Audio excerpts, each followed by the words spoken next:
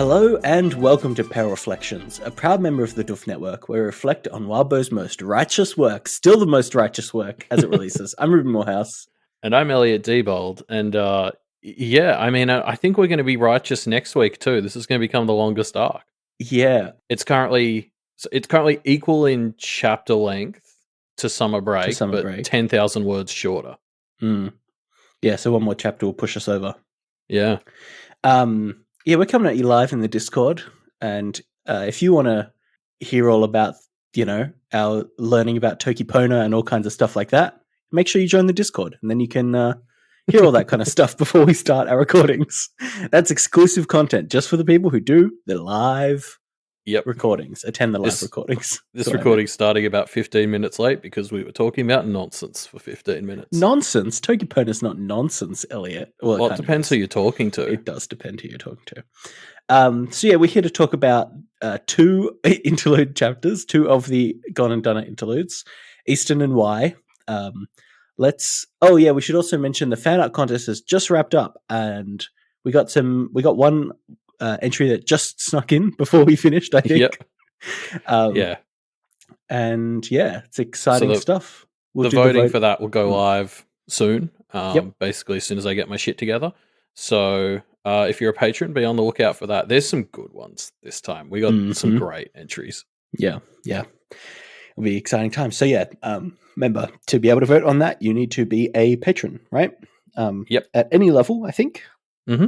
So if you want to, go and become a patron, and thumbs up to that concept. Let's get into the chapters, shall we? Starting with 17.x with Easton, as it's pronounced, presumably, because then the naming of these chapters makes a lot more sense. I get it, yeah. Yeah.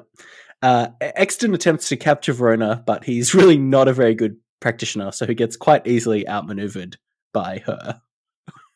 Yeah, and before we properly get into dunking on Easton, which we're going to be doing a lot of, I did just, when I found out this was the scene we were seeing from the other side, I was so happy because, this was so fun seeing it from Verona's perspective last week.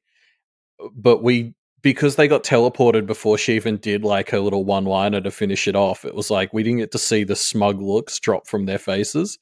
So I was as soon as I realized this was that scene from the other side, I was like, oh yes, now we're going to get to see the complete fucking meltdown when they end up in the Undercity. Yeah. The other thing that's really good about it is Easton is from the get-go, he's so smug and superior about this diagram's not very good. Oh, this barrier's pretty weak, blah, blah, blah. Yeah. And we know the whole time he's about to get fucking dunked. And so it's great because it is, that's really, this chapter is Easton thinking that he's so clever. And please stop calling him that. It's true. After Jenny and the whole tripod thing last week, I can't do it again. Sure. All right. We'll go with Easton, even though that's canonically not how it's pronounced. This whole chapter is about Easton being so smug about how, he may not be the biggest practitioner, but relative for his age and status, he's a really, really good practitioner. And we start with him thinking that and then immediately getting dunked on. And it's just so good. It's so fun to see this piece of shit kid. You're right. It's a great way for Wildbow to quickly establish for us that all of this guy's arrogance is completely misfounded because we know what's about to happen to him. Yes. So there's another you remember the Basil interlude where you did sort of spend the first 2/3 of it being oh, he seems like a pretty cool guy. This is almost doing the opposite. This is Wildbow coming in with this guy who's arrogant and we know he's about to get stomped. Yeah, and he's not the biggest monster in the story, but he's that kind of character that it's just so fun to hate on. Oh, you know? He's just such a loser. Yeah, it's because big picture, I tend to cut him some slack in terms of the he's a terrible person sort of thing, because he's a 14-year-old guy and we meet his parents soon, and his parents definitely are contributing factors to who he is.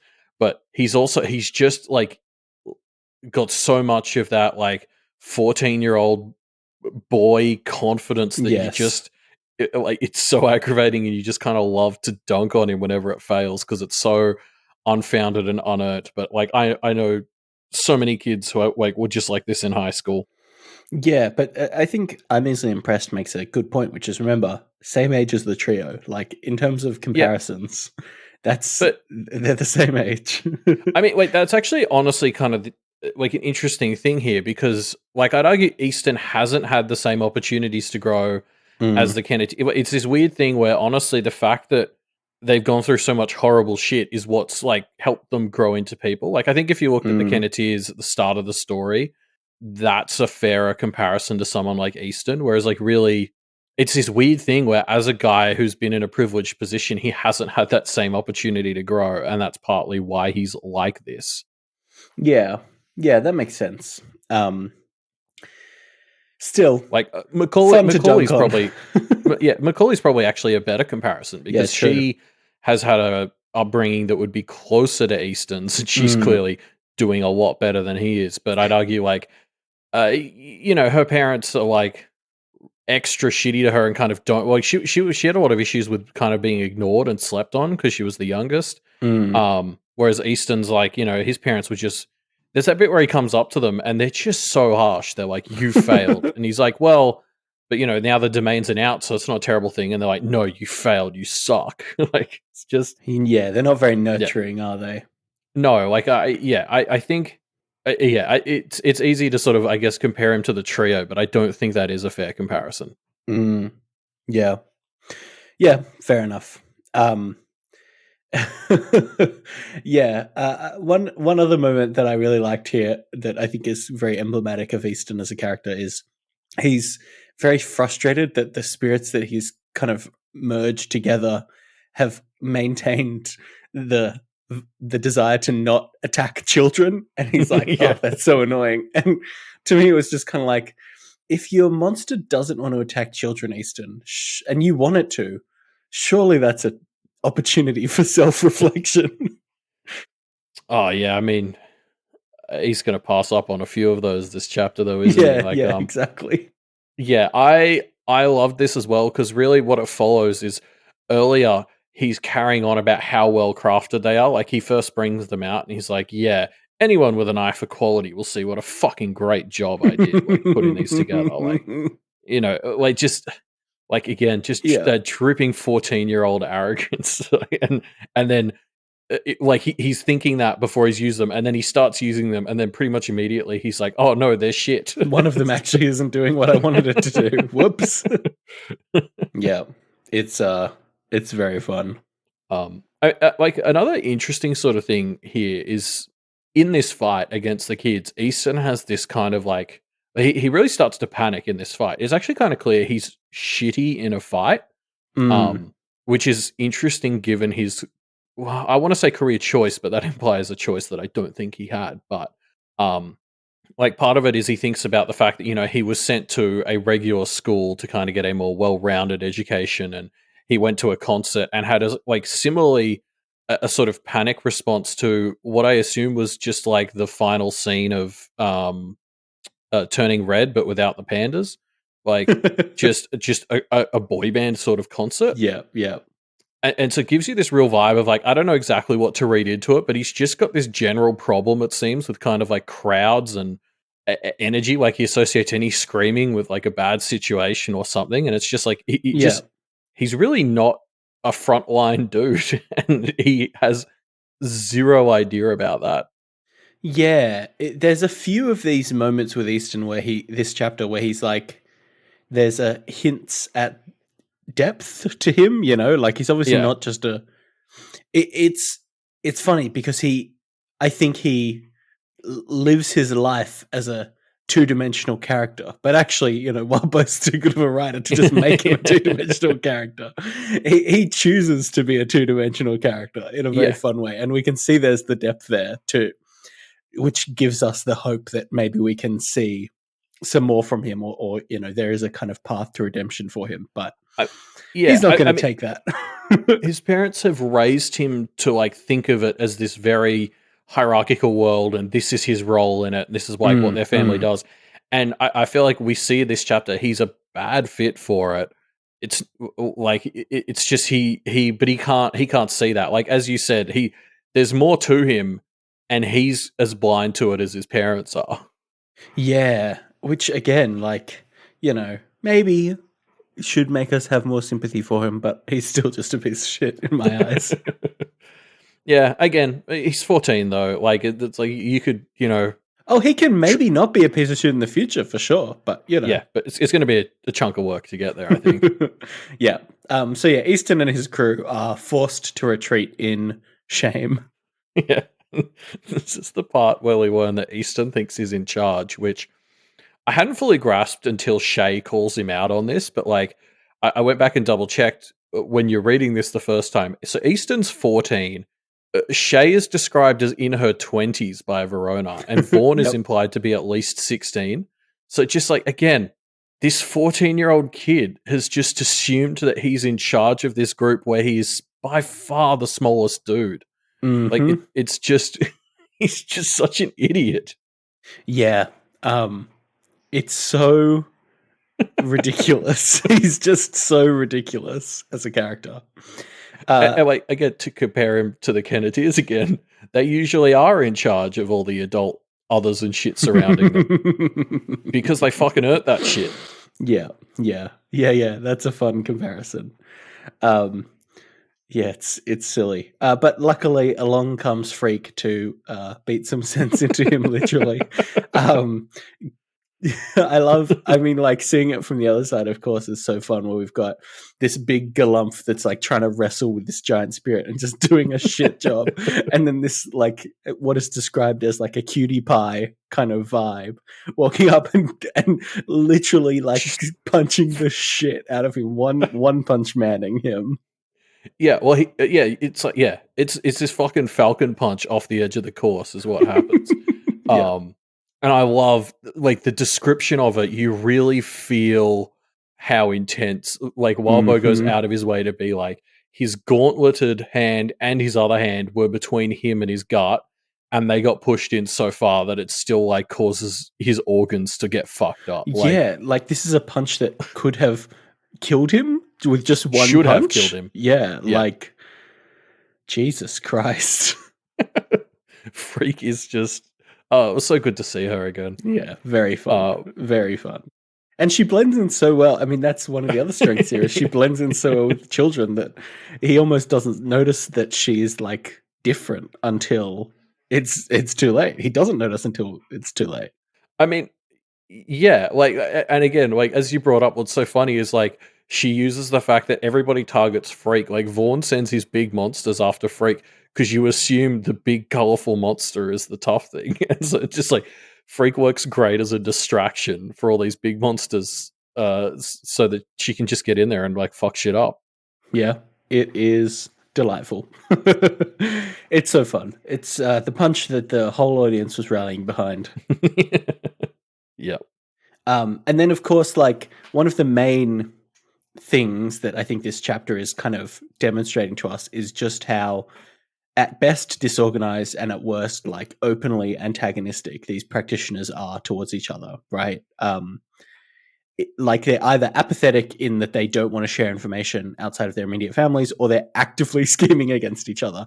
And you can see, like, this chapter makes it so clear how they're just going to keep fucking themselves over continuously because they're spending half their energy jockeying against each other for a sweet look from Musa at the end of this whole situation. And it's just, like, so clear that they're just going to fuck it up because of that. Yeah, and that's something that's really present in this chapter, because Easton is, like, the poster child for this thinking. Like, he is, from the start of the chapter, he introduces Vaughn and Shay in his internal, like, narration in the context of their families and how their families are doing and how they're doing within their families. Like, everything is about positions in the wider thing within your family to him. It's just, like, fucking exhausting. And you're right, shows just how, disorganized doesn't feel like the right term, but just, like, I don't know, like, not together. Musa's side really is. Yeah, and how much that's just gonna fuck over their plans, right? Yeah. Like they have this conversation later on where I think it's when the Kavada kid joins. Cavender? Cavender. Cal Cavender. Yeah. Yeah. He like joins them for a bit, and like Easton's pretty much immediately like, how are your families going? Like, where's everyone think they are? And it's like all of them are just in this for themselves. There's no ideological thing here, which is what separates them from Kennet, really. Like, with the exception of a few people like Anthem, maybe, they're just here for themselves. Yeah. And I love Shay being the Yeah. voice of reason here, trying to be like, guys, like, I really care how my family's doing because I'm trying to get out of it. Wink, wink. Like, yeah. It's the comparison between fighting because you're being told to fight because you're a mercenary or whatever, and actually fighting for something that you believe in, right? Yeah. Well, and like Shay brings up the whole thing where like Easton's like, oh, the Sonjates, we're a 6 out of 10 important or whatever. And Shay's like, are you though? Are like, you? Check again, mate. Yeah. And like I think this is the thing we've talked about in the past as well, but like Abraham is enabling all these war mage families who I don't think are going to be as useful once the power is taken. And it's sort of like they all have this fucking grandiose picture of their importance. It's a big theme. This chapter is basically the war mages all have big expectations and big egos about where they are in this thing, and it's going to be a problem, I think. Yeah, I think so. But then, of course, they're interrupted because the moon explodes, and the crew immediately starts getting citations for doing bad stuff. The moon exploding would have been my favorite single line this week if the next chapter wasn't included. Yeah, if not for all these stuff that happens next chapter. But like the delivery of this is so good because like they find some stuck arounds and like Cal draws his gun and they're like, "You sure you got it in your kid?" And he's like, "Yeah." And you're getting kind of ready for this little kerfuffle that I was like, this won't be huge, but this is about to get deadly or whatever. And then there's just this one line, then the moon exploded, and you just like, as you're reading, you're just like, oh, now shit gets real. So good. Yep. Yeah, it's good stuff. And then of course, so this is where we start to see what Kennet found is going to be like.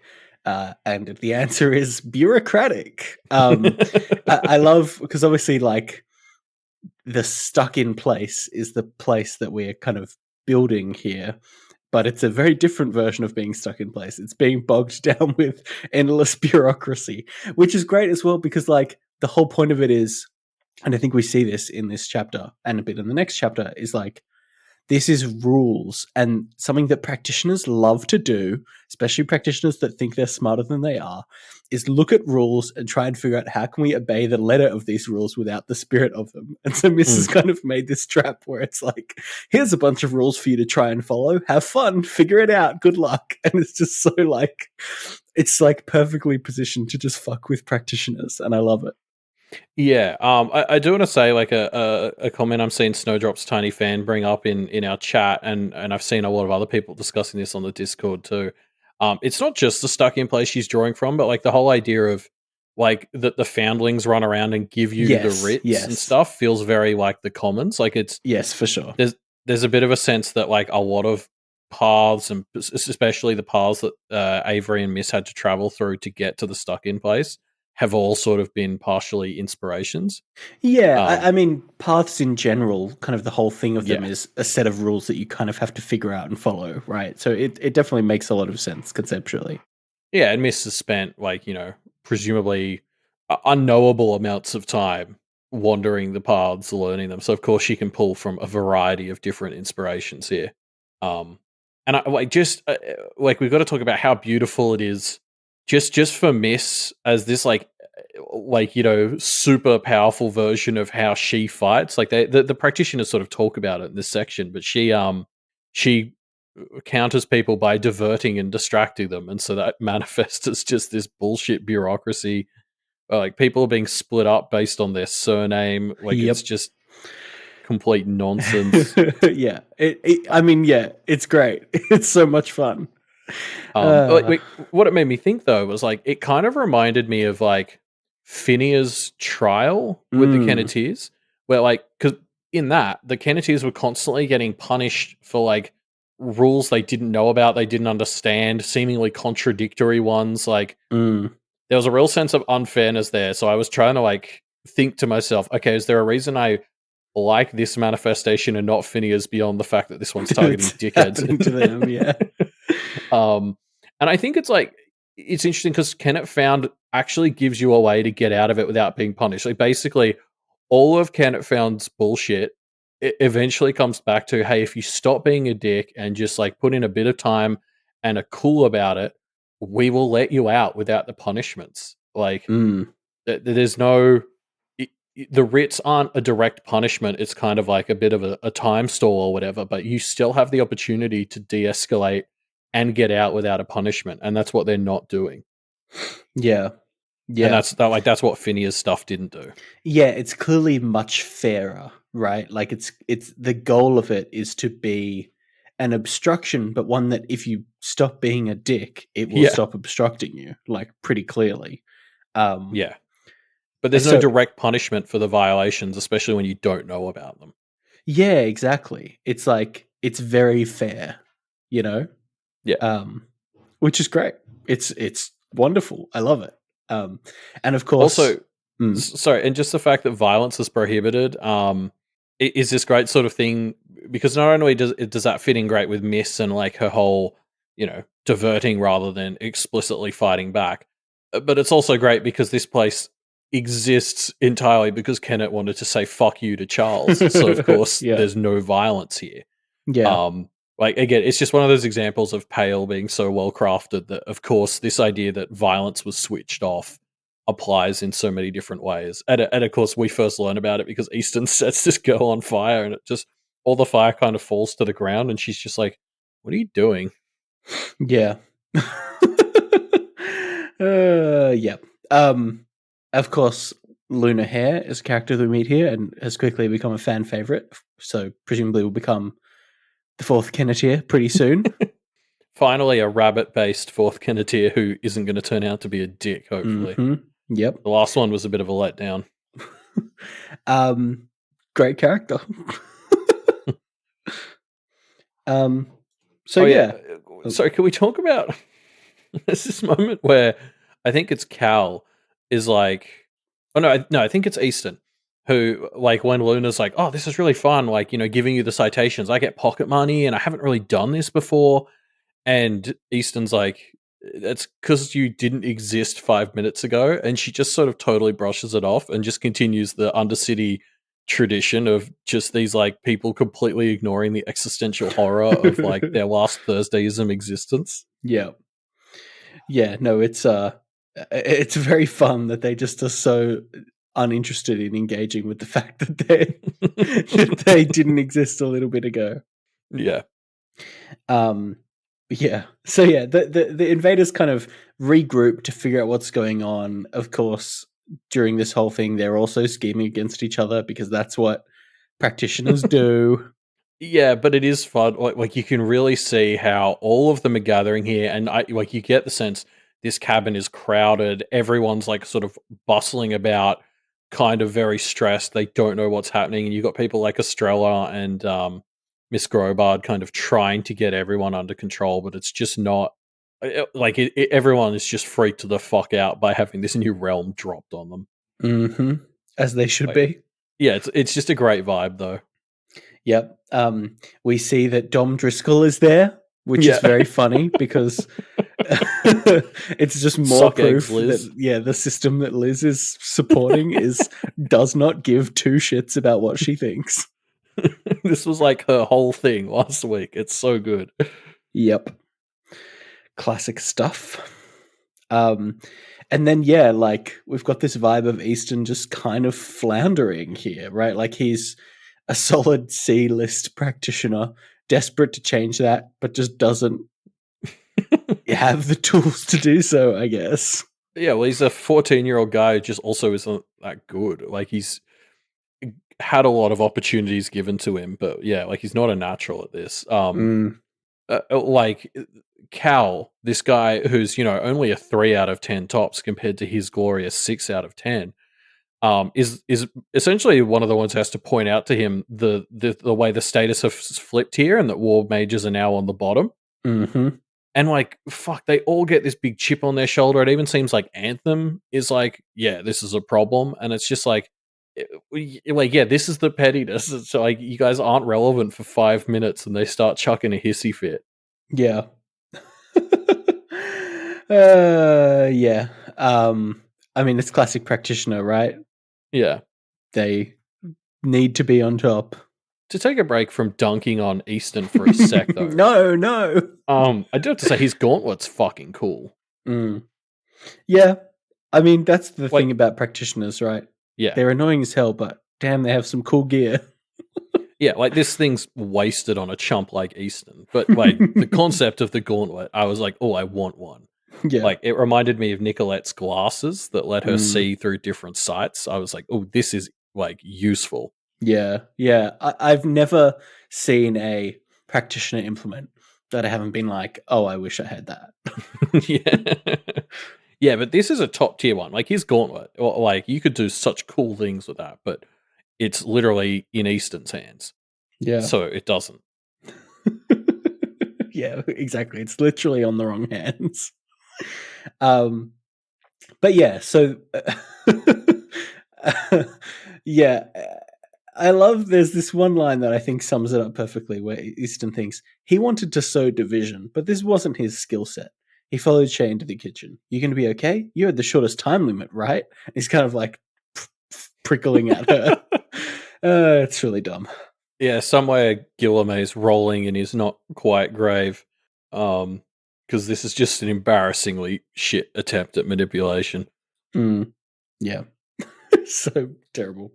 But yeah, so Easton is perving on Shay and finds out a big secret about her, and he thinks for half a second, hey, maybe I should, see that she's in a bad situation and try and help, before realizing, maybe instead I'll use it against her. Yeah, he has this moment where he almost glimpses the concept of empathy, and then it's just like, I need to, no. Yeah, so close and yet so far. Yeah. Can we talk about Shay, though? Because this is just, I mean, I guess we knew the Grobards were fucked up, but this is, because this is Shay Grobard, the human who disappointed them, so they gave her to this is what Talia said was going to happen to her if she hadn't made her doll her familiar, where they took her organs, stuck it in the doll, so it technically still counts as Shay, can technically still practice, but is also a bound other. Yeah. It's so fucked. Rough? Yeah, very fucked. Yeah. And I mean, for people interested in the the definition between practitioner versus other, there's another great Megafire essay out this week that you should read on that topic. Yep, check it out on the subreddit. Yeah, it is fucked, isn't it? It's very fucked. There are glimpses of an actual human being under this mask, and then it turns out that they're just an empty vessel being manipulated by their family. But enough about Easton. Got him. Yeah, as I said, like there are glimpses of him not being a total shitheel, and then they just disappear, and it's tragic. Sorry, I know that was written in front of me, and I was following it along. I really enjoyed that. Yeah, thanks. I thought it was pretty good. Yeah, and this is where we meet his parents, which is very much a like, oh, this is why he's like that. Because yeah, they're just so shitty to him, and it's just like you just almost feel sorry for a guy like Easton. Then he does something, and I stop feeling sorry for him. But in these moments where he's just getting talked at, I start to feel sorry for him. Yeah. It's crazy to me because like he and Shay build into this so clearly antagonistic relationship because Shay rightly knows that he is too stupid to be a useful ally and like too manipulative and stuff. But like there's some truth to that joke that I just made of like they are actually in very similar positions. Easton just doesn't like have the self-awareness to see that and realize like, oh shit, maybe we should actually form some kind of allegiance here to both get out from under the thumbs of our oppressive families. Yeah, Shay's 100% spot on in deciding that Easton is not worth her time as an ally. Yeah. Yeah. Yeah. Yeah. Also, sorry, we skipped over the bit, and a lot of people pointed this out on our Discord too when the chapter first released. So Easton discovers this because he was blatantly looking down Shay's dress when she leant Yeah. over. Yeah. After opening the chapter, being like, "Oh, I can't believe Verona has her bra strap visible. Like that's so tawdry." Yeah. Oh, wow. And, Yeah. like just that inner hypocrisy of like seeing the like having the bra strap available is somehow bad, but then the second he has this opportunity to look down someone's dress, he takes it. Like it's just such bullshit. Yeah, he's I mean, the lack of self-awareness is huge. Yeah. Yeah. Yeah, a vast mountainous gap between him and his self-awareness. Yeah. What a piece of shit. So yeah, Shay, Easton, and some others head to Verona's domain to see if it can be used as an escape route, and they have a run-in with the Alabaster, which you get the sense is not something that they've ever encountered before. And just this is so satisfying. I enjoyed the Alabaster dunking on these nerds so much here because, like, this is such a genius move from Verona to be like, hey, so I know my new domain claim's active, but Mussa's thing is there too, and I have a right to do that, and this takes precedent or whatever. And you could just tell the judges are like, well, she does want to try and fight Mussa, so sure. Like the Alabasters are like, Verona made her case, and it's like her case was probably just, hey, fuck Mussa, right? Like, yeah, can I go? He's taking all of these pieces out of you, literally. You want me to do that? Yeah. Yeah, the Alabaster has that one great line where she's like, you can come see me, just walk, for 24 hours, or you'll have to be careful. My domain is somewhat scattered right now. just like, this is such a great example of like Verona has allowed the judges to like use their bias and their discretion by presumably presenting just like barely a case as to why they should let her do this, and they were probably all like, yeah, fucking go for it. And cool, because we know she's not just going straight there and back, because we see next chapter that she's off talking to Marisica, so like they've also given her the discretion to go about it in her own way and just fucking waltz around. Yeah, they're not being too hard on her, are they? No. Which is like, yeah, we've seen how like rough and unfair they can feel, but I guess when your enemy is Mussa, suddenly like, the amount of slack you get just skyrockets. Yeah.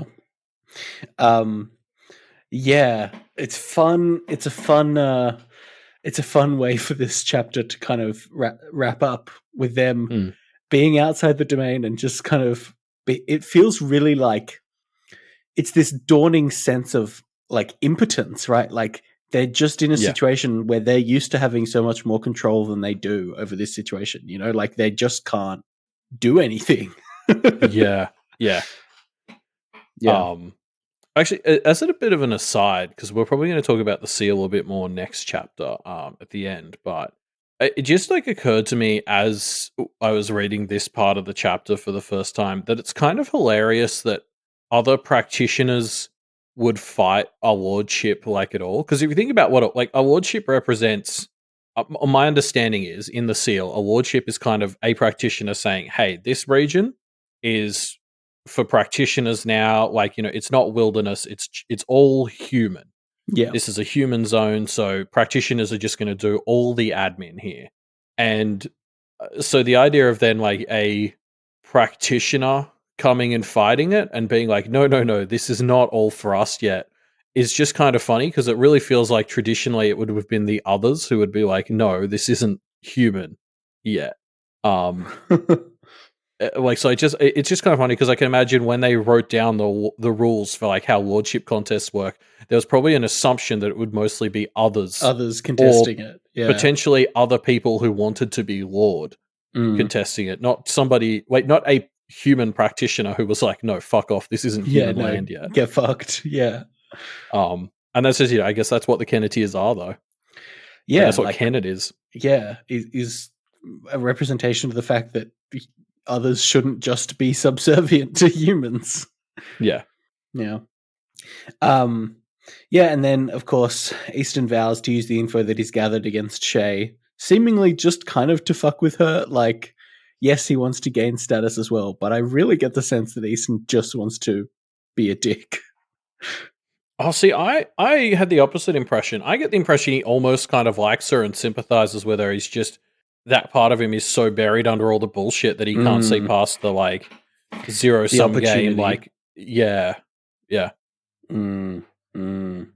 I don't know. I feel like either way, he reads Shay's justified untrustworthiness of him as like something that he needs to avenge almost by punishing her for as TreeFS says it, he feels slighted. That's what I'm like. That's the vibe that I get from him. Is like he feels like, oh, you're not even going to think that I'm awesome? Well, how about this? You know, that feels like a major I think, yes, he wants to gain status as well, of course, but it feels like a major motivation is just like resentment. Yeah, you know what? I'm going to say that it's a both situation. Like I think he would have been here even if Shay hadn't been pissing him off, but that probably like aggravated it even more. Where it's now it's both. Yeah. And that's the end of Exton 17.x. What a tool. That's all you can say about it, right? Yeah, I mean, I guess to step out a bit, it's like, you know, we've talked to death about how Arc 17 was kind of showing why you needed to be careful about who you picked as your allies, and what better way to sort of summarize that than 17.x, where you have Easton, who's just self-sabotaging because Massa just picked Dick Fox. Mm-hmm. Yeah.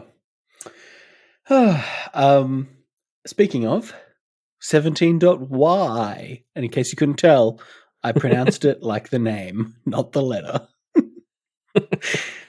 This is, I believe, the second chapter in the story where the name of the person has been the same as the name of the chapter. Yeah, 17.x and 17.y. No. We also had 3.z. 3.z, yeah, that was a good one. Yeah, no, the 2-word summary of this chapter is, oh, yes. The Kool-Aid man smashes through the foretelling wall. Is it called the writing on the wall? I actually don't know what it's called, but that's like such a good conceptual name for it, if that's not what it's called. Anyway. Yeah. The writing's on the wall for Mussa's crew. The augurs try and figure out what it means. Yeah, and again, this is another chapter where as soon as it opened, I was like, oh, fuck yes, like we're doing this, because like the concept of being with the augurs who are on the outside, it's just such a fun viewpoint, because not only do we get to do all the Bellinger character work that this chapter does, which we'll talk about a lot, but it's also just this great way to get like a big picture understanding of what's happening in Kennet right now, get little glimpses at what's happening in a variety of play. Like it's such a great point of view to tap into for a bit. Yeah, it really is, isn't it? Because this is such a chaotic scene. Like there's so much literal chaos happening, and we can't follow it all without being at this high level perspective. Well, even they can't really follow it all, but like as good as we're going to get is them. Yeah, exactly. And so, yeah, it's a great perspective to be in. Y is also quite an interesting character conceptually, like, as a really in contrast to Alexander, and kind of seeing the distinction between him and Alexander. And it's not as wide of a gap as some would like, I think. He reads as very much, I mean, you know, he was maybe Alexander's most favored apprentice. Would you say that? Oh yeah, he was like openly meant to be the successor. The successor, He's definitely the 2IC of this branch of the family. Yeah, and so you can really see the influence. But then some of the stories that he tells, I don't know, like you also feel the youth, because he seems to be a lot. In some ways, he puts on less of an air of refinement than Alexander did, I suppose. Yeah, he doesn't have that like history that lets him at least act like he's a bit infallible. Yes, like, exactly right. He has inherited a lot more than he was ready for, and has not yet like reached the point where he can not give off that impression. in just the way he carries himself. Mm. Um, yeah, I mean, he's really fun because it feels like he's on the path to being a better version of Alexander, and because he's more compassionate than Alexander, which admittedly is a bit of a low bar, but like we saw that when he was in Kennet too, right? Like he went out of his way to get the Kennetiers to save like Raquel and stuff, and Mm. even Reed. Like I think there's a lot of traits Y and Alexander share, which makes sense given they're relatives and they spent a lot of time together. Mm. But even with all the baggage, it feels like he's on the path to being better, and especially with Nicolette as this weird kind of colleague slash sounding board. They have a very interesting like friendship going on that has like Yeah. so many layers working on it. I love it. Yeah. But yeah, it feels like he's on the path to being better than Alexander. Yeah, we'll have to see, I suppose. But yeah, again, the other great part of this chapter is, of course, the oh no, which is so strong and such wonderful foreshadowing in the story, especially as things continue to get worse and we get kind of regular check-ins of like, well, surely this was what it was referring to. Yeah. Oh, no, okay. Still says oh no, okay. Yeah, which is wonderful. The wall very quickly establishes itself as the funnest augury tool. And because we heard about this like way back in the day when we were introduced to Tanner, but we've never seen it. And I love it because it's clearly the most powerful like augury tool they have because it's the only one that has seen any of this stuff coming. Yes. But it doesn't really help them because it's too much of an arsehole, basically. And I just love that conceptually. Is like Tanner has this incredibly powerful future sight wall that just is kind of a shit. Yeah. Pretty funny. Yeah. It's good stuff. It's good stuff. And something we haven't talked about too is like we talked about Easton's toys. Wyatt's got some fucking kick-ass toys because not only did the Grobards help them build that dollhouse that like Nicolette's favorite dollhouse. They've got this whole fucking board game version of like Kennet that they can spring together with like, Nicolette makes it have 3 layers later on that represent each of the layers of Kennet. Like it's so cool. I guess like it is cool, isn't it? Fucking augury tools, man. They're so awesome. But particularly these dollhouse ones, like Wyatt carries on a bunch about how all the collaboration was a ploy by the Grobards and like blah blah blah blah and like whatever. Alexander was right though. Like these collaborations are fucking cool as hell. Like this thing is carrying them. Yeah. So to clarify, yes, I understand that the board game can be any location. They've just got it like attuned to Kennet right now. I assume it's dialed like in the same as the dollhouse. Yep. Yeah. Yeah. Like maybe this is a marker of if you're a practitioner society, sharing information and being friendly leads to you having more power and being better at your job. Yeah, the one thing I think we all kind of agreed about Alexander that was good was like the way he actually genuinely loved these sorts of collaborations. And why is kind of swimming in that now because this board game is fucking carrying the Bellingers through this Kennet fiasco. Like they would be completely fucked without this board game. I assume. Like I don't think they have anything else at this level. So it's like they're literally completely reliant on this thing that like this, like the relic of Alexander's love of cooperation. Yeah. And I guess Y talks a lot about wanting to keep the good parts of Alexander, and I'm like, this is it. This is it, though. Yeah, exactly right. Yeah, I mean, Y does do some cool things. He then recruits Jillian and Nicolette to assist, despite various machinations surrounding the two of them. Yeah, it's great to see Nico again. I love how she's kind of apparently both to him and Massa very unapologetically kind of rooting for Kennet. But yes, there's that bit where she's like, "Oh, I hope Miss is okay," and Y's like, "Check your priorities, Nico." It's wonderful. Yeah, of course. There's a few moments where I think Y really shows how much he underestimates Nico. Like he has moments where he accurately estimates her, like when he tells Jen, "Don't cross Nicolette, she'll fuck you up." Yep. But then there's like that later one where she says something. And Y's like, she has no idea what sort of damage that's doing. And it's like, no, why? She knows exactly how much damage that's doing. She's doing it very intentionally. Well, yeah, like she's there to help, but that doesn't mean that she's going to be a piece of shit, right? Like she doesn't kind of stand for any of Y's shittiness while she's around either. She kind of pushes back on him, sometimes against him, sometimes like for him, you know, telling him about the conversation she had with Jen and stuff. And it's like, she is genuinely being a kind of kind force for good in the world. And it's great. Yeah. Like, you can sort of, seeing her here almost justifies this like neutrality she's kept between Kenneth and Muster's side, and like sort of saying no to both. Like, if it's giving her the opportunity to have moments like this, I find it hard to judge her too harshly for doing that. Yeah, definitely. I mean, like, it's not the route that the Kenneteers want to go down, but she is taking that.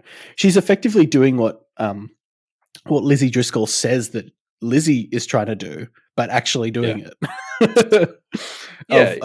She's trying to stay neutral, not being too radical, but also pushing for change in the right direction.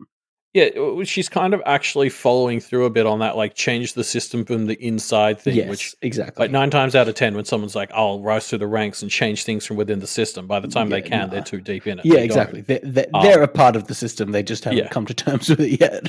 And Nicolette is sort of seemingly managed to kind of walk that fine line where she can nudge and push things in a decent way, but still kind of keep like 1 foot in. Yeah.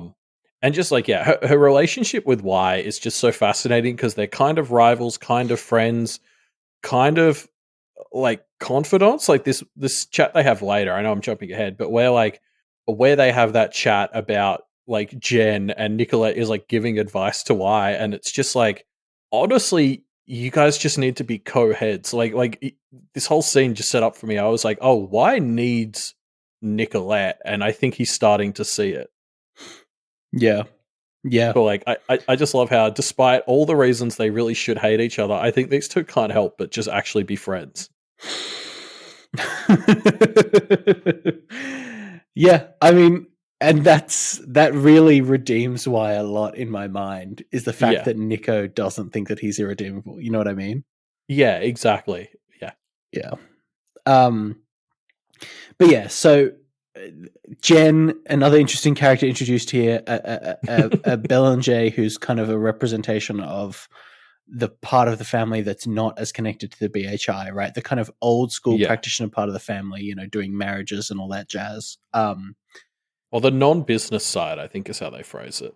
Yeah. And it's like, she's clearly a huge Karen about it, but also I kind of feel for her a bit in this situation, especially after we get a bit more on her from Nicolette, like, where Y is kind of just like cutting these people out of what's going on. Like, essentially Jen's take is Alexander and like his business suck ass, and I don't want my daughter to have anything to do with it. Yeah. And I don't think that's a terrible take.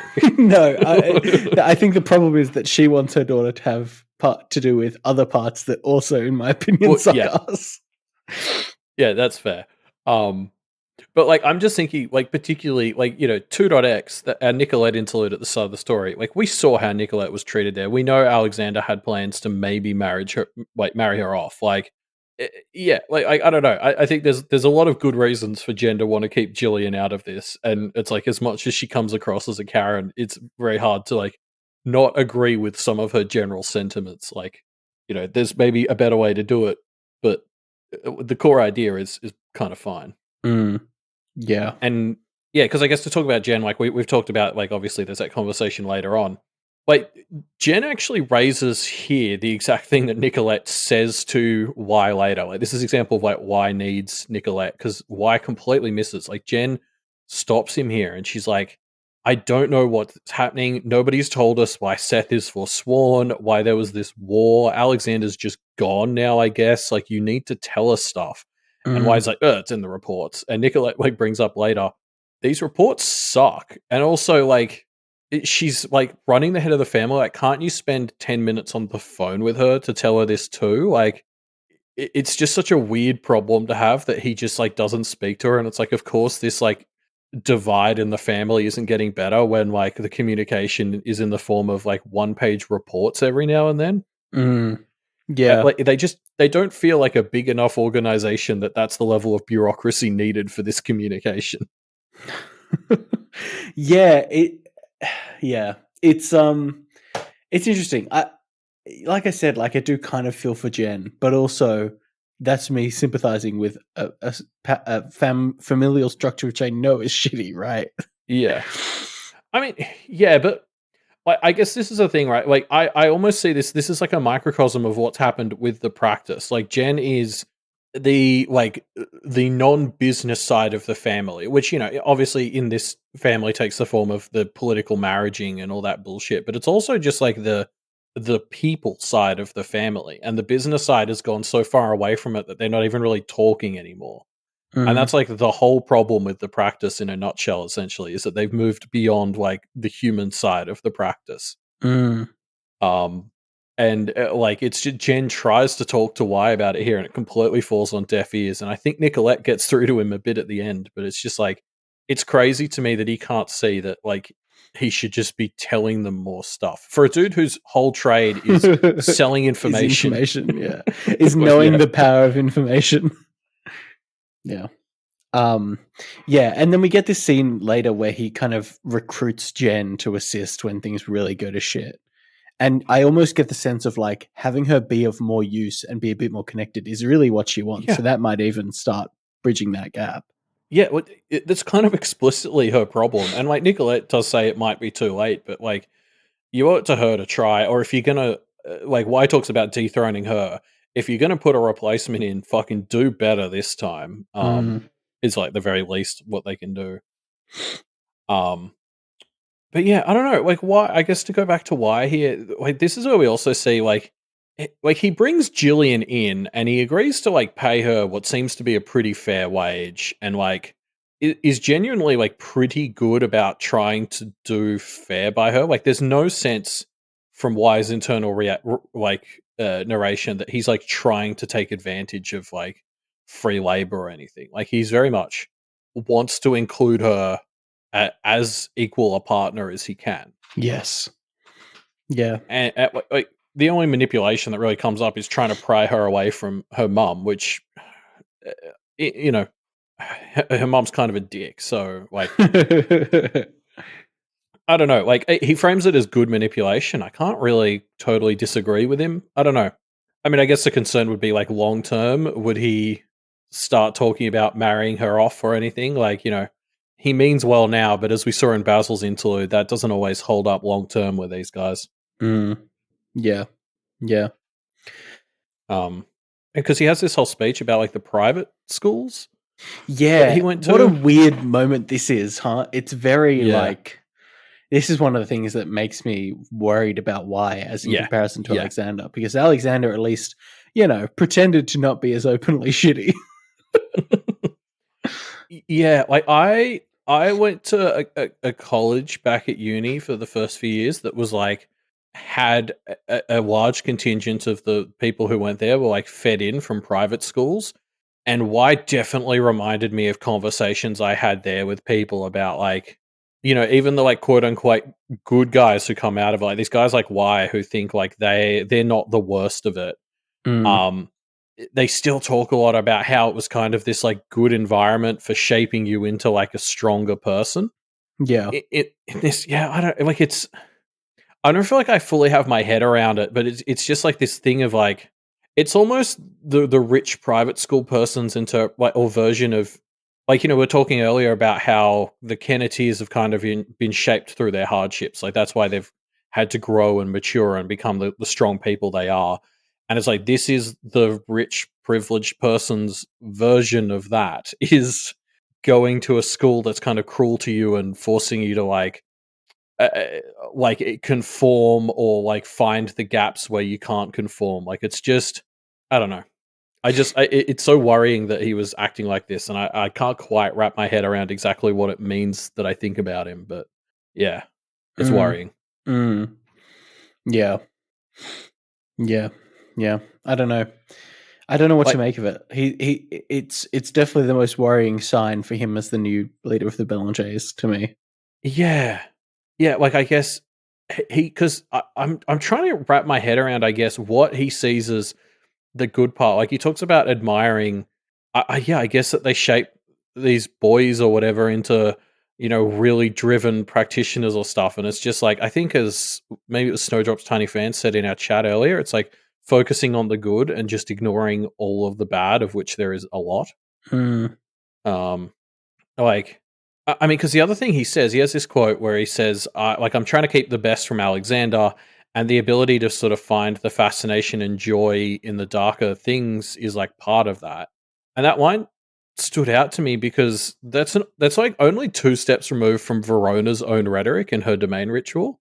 Like, Mm. Verona was like, I understand that there's this part of me that, like, can be shit, but I want to use that to better understand it, to fix it, and to, like, yeah, just to learn about it so that I can make it better and we can keep the parts that aren't terrible and remove the other stuff. And Y is sort of like, he's got the part where he's like, I understand this is in me and that, I want to learn about it, but he hasn't taken that step of and try to remove the bad parts. Yeah, you're right. I wonder if it's just an example of practitioners not being self-aware enough to recognize that they themselves might have some flaws that they need to assess. Yeah. Well, I think like Y frames it as the best guys at these private schools were worse than the worst of the Blue Heron Institute. So he must understand that he used to suck. I guess he thinks of it as like an important part of growing up and potentially becoming a better person. I don't know. Mm. This really touched like on a spot, like having had conversations with people who went to like private schools in Sydney and very much getting similar rhetoric from them that also I couldn't quite put my finger on like what the good part that they were seeing was. It just this touched the exact same nerve. Mm. I don't know. Yeah. His sight is cool though. Like we haven't talked about Y's sight, how it like shows him kind of what's actually happening and how people feel. Yeah, it's cool. Every site, Is cool. it's Yeah. wild to me that Wabo is able to come up with such different and unique sites. Like I keep thinking back to who was it that had the frame site? It was I think was that it was Liz. Lizzie? Yeah. Yeah. God, just so cool. Yeah. Yeah. And like, yeah, this is another one. And again, like it sort of gives you hope because essentially what his site is telling him is what are these people thinking and what do they really feel? And it's like, okay, that's got to be the first step towards being able to do an empathy, right? Like, Yeah. I Yeah. don't know. Hopefully. Yeah. So the Belenjays are kind of manning the phones for a while, attempting to keep on top of the pure chaos that the Kennetiers have wrought, and failing. Yeah. Like you really feel the chaos here. We talked about it in the cabins last chapter. This is one where like this is like 4 people just trying to juggle so much more than they possibly can. There's so many moving pieces on the board, literally. And then they've also got like the cards in the corner that are tracking the wider region. Like there's too much information to pass here, and they're having to do their best to figure out what's important. Yeah. They just don't have enough info to deal with all this, right? Not to mention that they don't have enough people. Like the phones are just they're like constantly on the phone. They don't have enough time to like stop and think, Yeah. Yeah, they're very overwhelmed. And yeah, the oh no hasn't even popped yet, so it's about to get worse. Yeah. Oh, and speaking of cool life things, this is where we learn he has the knuckle bones as his implement. Yep. That he keeps under his skin, which is just a very uncomfortable moment where he sort of shoves them in there. He squishes them into his hand, yeah. Yeah, pretty weird, but if it works for him, it works for him. Do they sit next to his knuckle bones in there? Maybe they are his knuckle bones, Elliot. I thought about that, but then how does he use his hand when they're out? Like, that doesn't make sense. They have to be a third set of knuckle bones. Well, when his knuckle bones are out, he only takes a few out at a time, 1 or 2 from each hand, and then just doesn't use those fingers. Yeah, I guess. I don't know. I feel like they've got to be someone else's, and this is just like a practicey thing where it's like, oh, they'll just go in here. But like, it it's uncomfortable. No, it is, of course. It's weird and gross. Um, hey, I also like this bit where Y kind of notices as he's checking in on other things that this guy, Mr. Howes, who's lord of one region, is going to visit a lord of another region for a late night dalliance. And he instead is like, hey, you should stay home and keep an eye on stuff. Which is like great advice, very helpful, thank you. But like also a real strong, Gross. yeah, like it's so invasive, right? And such a clear marker of um the lie in the fact that if you side with Massa, he'll leave you alone. Like you're always going to be under his thumb.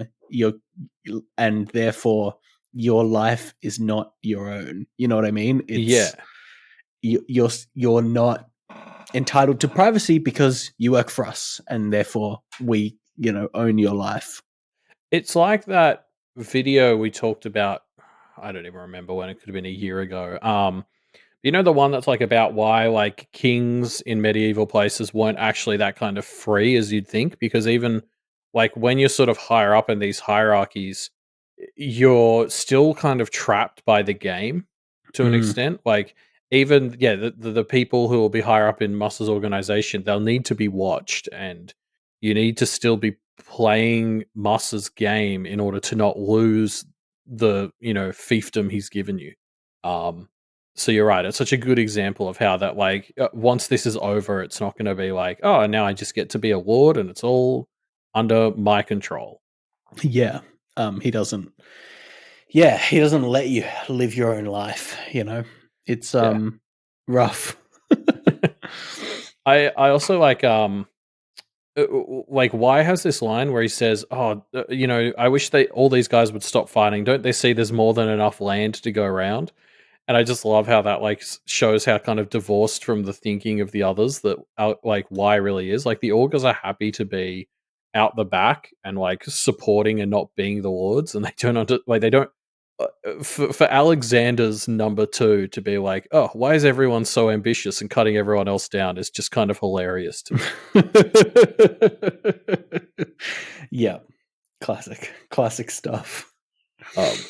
And how we should point out as well, we learn the little detail that Howe's territory like really fought back and basically Yes. had to be shut down by Musa and Anthem themselves. Yeah.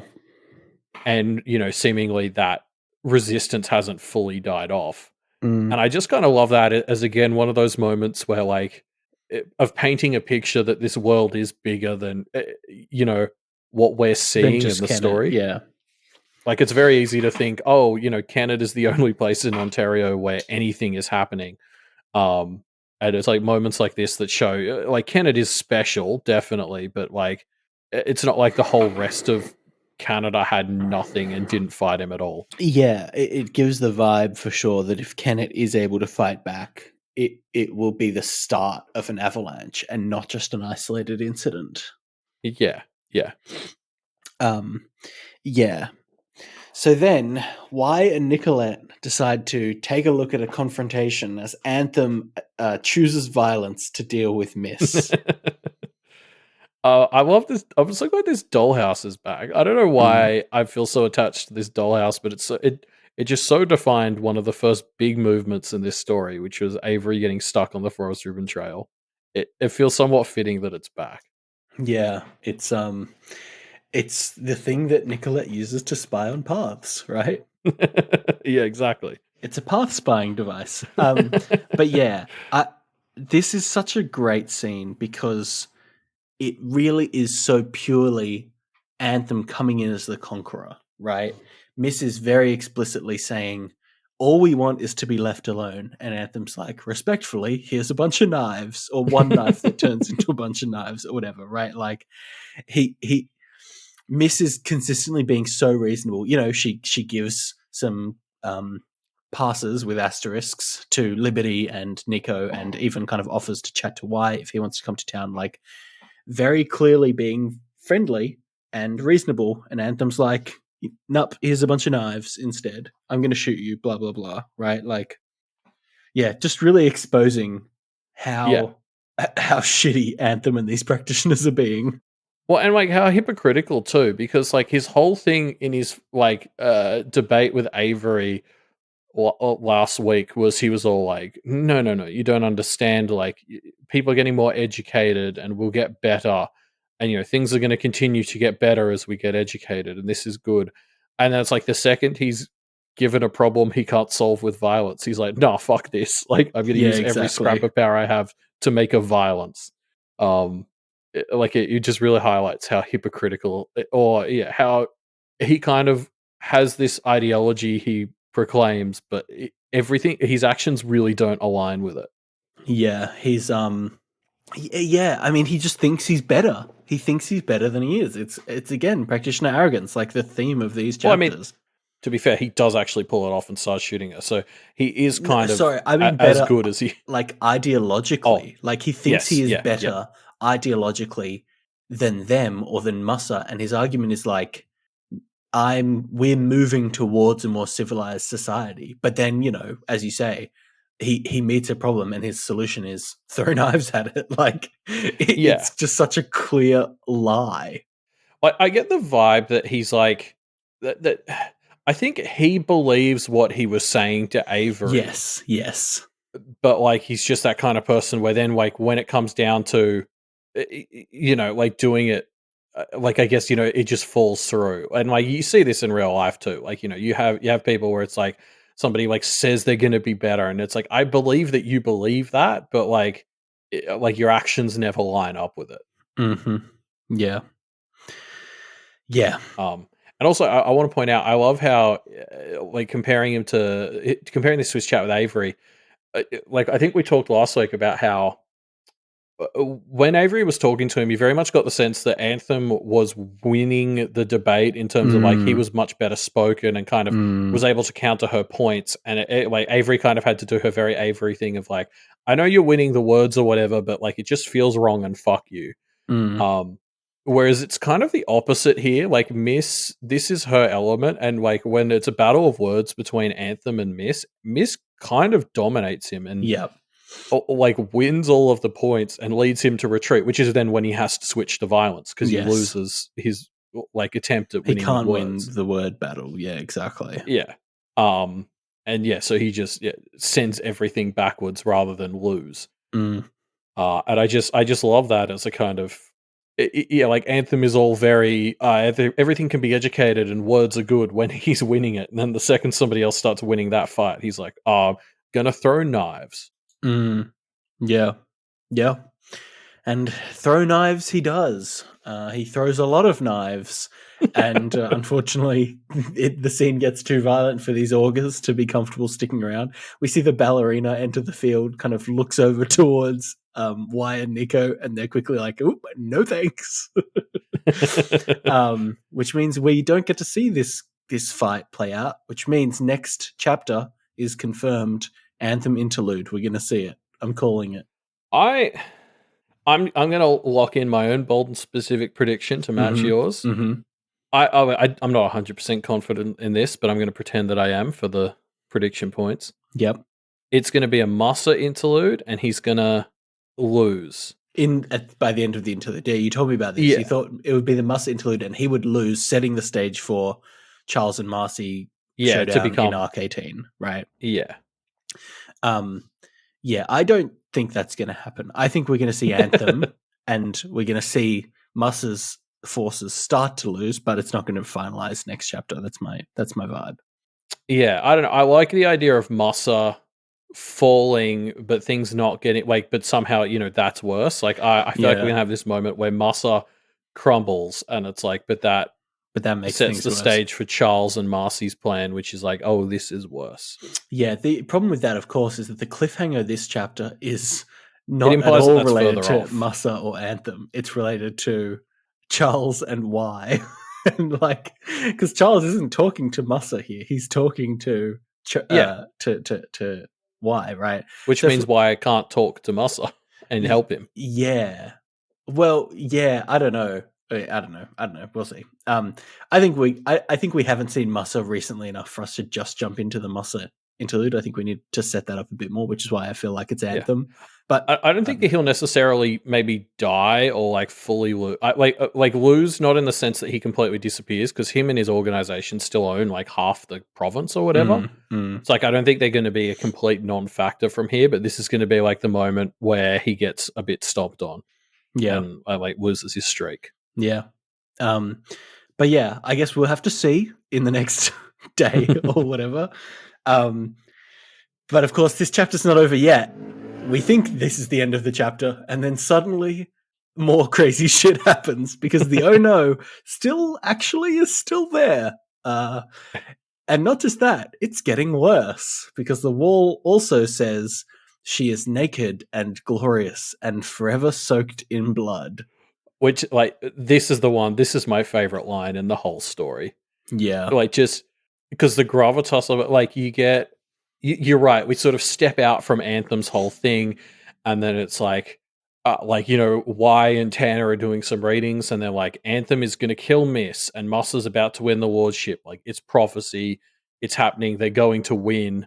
And then it's like, as they start saying that, like, the whole room just melts down. All of the cards start fucking spinning, like, and showing knives.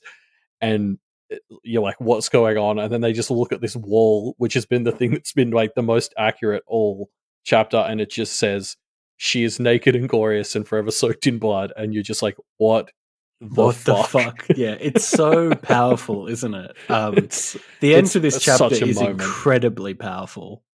Because yes, the conspirators are re-entering the board. Fucking finally. I love this. Yeah. I was giggling as I read this. It's great. Yeah. So let's read this out because I want to just kind of call it out so we can re-examine it when we get to it with Verona, which I'm sure we will. A girl with a cat head was talking to the lady that was naked and covered in blood.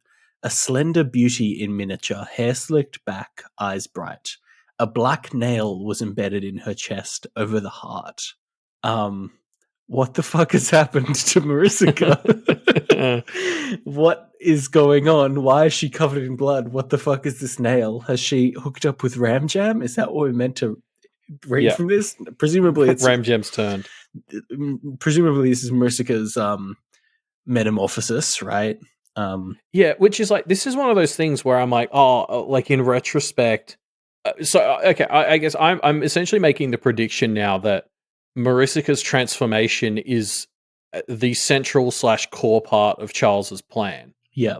And it's just like one of those moments where you're like, oh, why didn't we see this coming? Because it's like, that's Charles's whole thing is like... Yes, is summoning and kind of constructing others.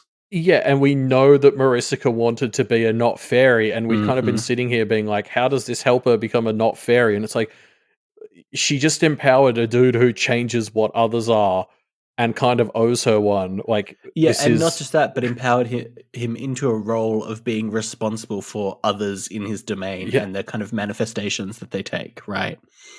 Yeah. So it's just like, you know, I think we had that prediction either last week or the week before where it was like, oh, you know, he's building like another big red heron environment style ritual. And it was like, that vibed with me because it was like, oh yeah, Charles makes others. That's like his trade. And like, I'm so mad that we didn't take the step from there to Marisica. Hey, Marisica's whole thing. Make, she wants to be a different other. And like, so of course he's turning her in. Like, especially when you consider Rook as a character that they, you know, we talked about reasons for them introducing all of the new Kenneteers, but obviously also they've started bargaining with Rook, and this Rook is also Rook's whole deal. Yeah, and Rook has said she now understands Marisica's place in the scheme. Yeah, presumably because she helped. I think there are people who pointed out that the boogeyman we heard about Rook taking out in 9.1. I think Snowdrop's Tiny Fan is dropping the exact quote as I'm saying this. There was like a boogeyman, and you know, she turned him into like a clown, and the abyss part she took out was like a nail. So there's a corroded iron spike. Yeah, so you know, there's the theory that this nail going through her heart is that abyssal thing that Rook gave to them in part of the trade. Anyway, yeah, so Marcy has become kind of an abyssal empowered fae demigod, effectively. Yeah, I was thinking forever about soaked this in blood. Yeah, and like I'm trying to figure out what they're playing because I'm assuming like there's definitely this aspect of like the tit for tat thing where presumably Marisica was like, "Hey, I got you in this position. Now, like, can you return the favor and help me with my goals and become not a fairy and become powered and juiced up?" Mm. But I do still think that, like, to some degree, like this will fit into Charles's whole Yes, agenda of for fucking with sure. the seal, and I think And I Marisica think is that's on what, board. yeah, that's what we get hinted at the end of this chapter, right? It's like Yeah. Charles is pretty clearly saying to Y. I guess we'll get to. Maybe we should just kind of read this bit out as well, so we can kind of talk about So unconstrained. before we get there, like, I just want to say, I guess I'm thinking. No, actually, yeah, do your thing first. Yeah. So yeah, like then the other part of this is the end of the chapter where Charles appears and says to Y, "Hey, do you want everything you ever wanted? Psych." If you choose that, you're going to get fucked. Let me read out this line because this was my favorite line from the story so far, where Charles says, "You think so? Because I think when I tell you the particulars, you're going to want to take the first option, which is the option where a bunch of people die and his business is ruined." How can that be true? How can that be true? Exactly right. And that's what is so fucking powerful about this. Yeah, it's such a great salesman thing. Which is an awesome cliffhanger for Charles to be like, "Look, you can either have everything you want, or you can take my option. Everything falls apart, or what if you die? And I think I'm going to be able to sway you to take the latter." Yep. Which is like, and I brought this up on our Discord too. It reminds me of when we weren't in Hazel's chapter that, like, originally there were going to be 3 lengths to the Forest Ribbon Trail, and by the end of the 3rd one, you'd want the wolf to eat you. Mm. And it feels like this feels like Charles pulling that same sort of move, and it's like, you fucking dipshit finders, if you hadn't ruined the Forest Ribbon Trail, we could have learnt about that side of it and know what is happening here. What's coming up. Yeah. Oh, yeah, God. I'm pretty convinced. I was trying to think about what Charles could be turning Marisica into to, like, help with his plan. Mm. Right? Like, how does turning Marcy into something help them fight against practitioners or the seal or whatever? And just the way the board was talking about her, it, like, gave off like divine energy. Yes, like, for sure. Like it felt like it was talking about some god or something. And I remembered, and I had to dig this up. There's a quote from the Familiar Extra Materials where it talks about, in like the post seal world, there's like the rankings of things, like, it's like practitioner is above animal, which is above other, and all that. And God is actually on the top of that. It technically, according to like the post seal things, like it goes God, then practitioner, human, then human. Sorry, yeah. So, like, turning her into a god, I guess technically, I like, we don't know enough about the specifics of the seal, but maybe there's something there about, like, that gives her the right to do some shit that's kind of crazy by the seal's standards. Yeah. Yeah. I can't even, like, I just have no idea. It's yeah, it's so I haven't. What could it even possibly be? Yeah, because exactly, as other people are pointing out, like, so many gods seem constrained in this world. So, like, I don't know how this is the next step. I'm just thinking, we've been told gods have some important role in the seal, and if Charles's whole agenda is fucking with the seal, I think having a big god he made on side seems like a good way to start fucking shit up. Yeah, and gods seem to, like, we heard earlier in this arc, gods can use angels to make shit, which, like, I think we brought up in that. I don't understand what that means, but, like, I got all these sort of threads, and I'm kind of just jamming them together and hoping something useful comes out. Yeah. Yeah. Jeez. Yeah. I don't know. Maybe we'll get 17.Charles Z next chapter.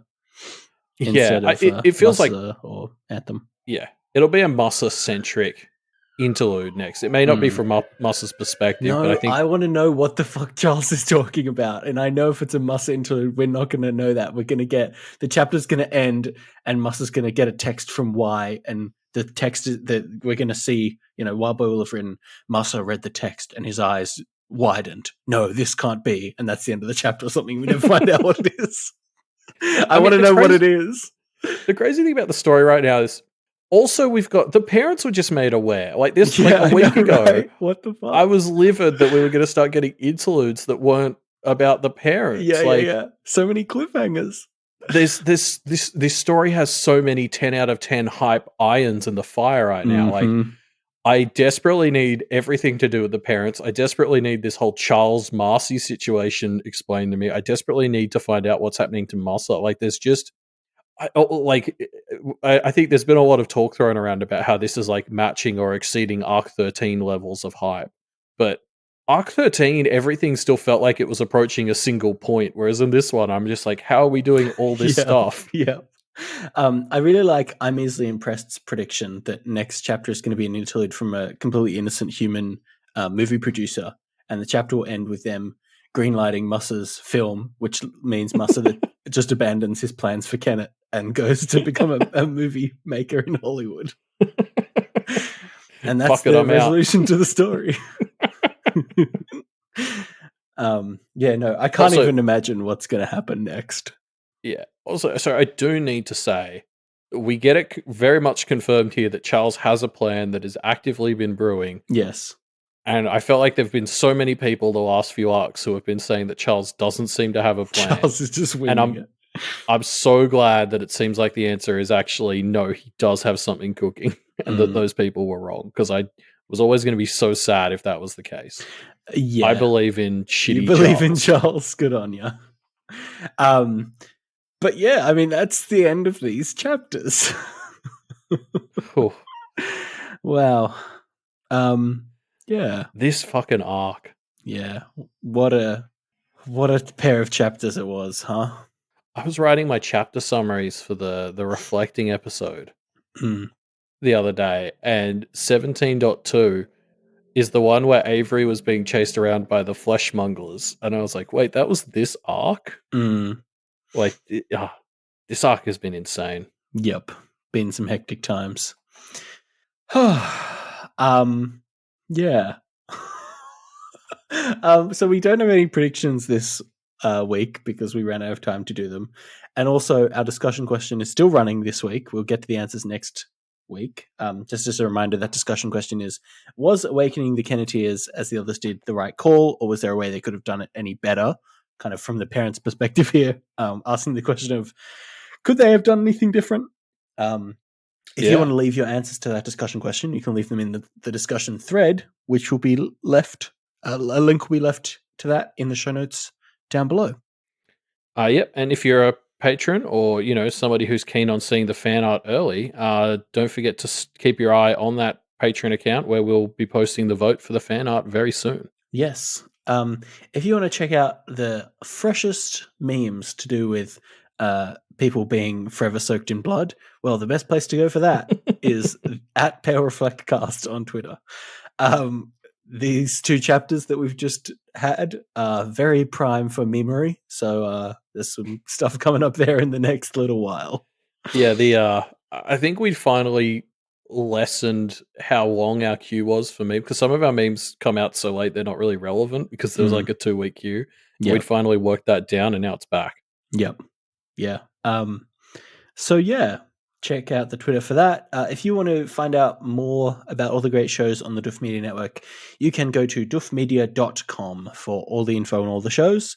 There's all kinds of great episodes of different things coming out, so make sure you head over there to check that out. Yeah, especially, I don't think we've mentioned, it's worth saying, obviously we had our April Fool's episode earlier this week, which hopefully people enjoyed. There was a part 2 to that on Jenny and Malia's Pale in Comparison feed if you want to hear more of us talk about that very real and insane show. A lot of people didn't think the show we were describing is real, but it is. Yeah. Yeah, I mean, it's fair enough to not believe that because it is ridiculous, but also true. So yeah, and so if 1 hour of us losing our minds at that show wasn't enough for you, there is another hour on the Pale in Comparison feed, and I highly recommend it. Yeah. So yeah, you can get access to all kinds of great bits of bonus content, like the April Fool's episode, although that wasn't a Patreon exclusive. But other bits in similar vein to it, let's say. on our Patreon by becoming a supporter at patreon.com/duffmedia. I think Malia is already keen to get the four of us back together to do like a Doof After Dark as she's watched more Legacies. Yes, she has watched so much of it. She has become obsessed with that show. They both have. I feel just genuinely terrible that I've done this to people. I'm seeing people in our chat say they've started watching it, and it's just like, this is the worst thing I've ever done. So yeah, as soon as Pale wraps up, we'll of course be doing an episode by episode breakdown show on Legacies. So stay tuned for that. And